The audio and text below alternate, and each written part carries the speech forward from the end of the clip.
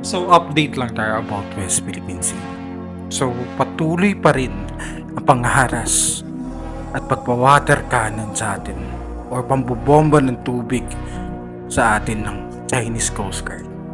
Ito panoorin niyo.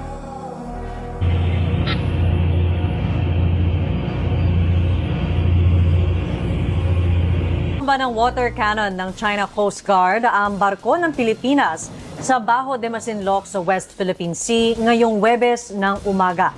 Ayon sa Philippine Coast Guard, maghatid sana ng fuel subsidy ang mga barko ng PCG at Bureau of Fisheries and Aquatic Resources para sa mga mangingisda sa naturang bahura ng bombahin ng water cannon ng China Coast Guard Vessel 3302 ang BRP Dato Dumangsil na nagresulta ng anilay indirect hit.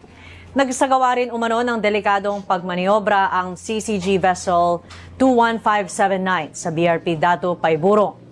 Sa kabila nito ay wala namang naiulat na nasaktan sa insidente at ligtas na naisagawa ng mga Pilipinong tripulante ang kanilang misyon na maghatid ng fuel subsidy para sa mga mangingisda sa Bajo de Masinloc.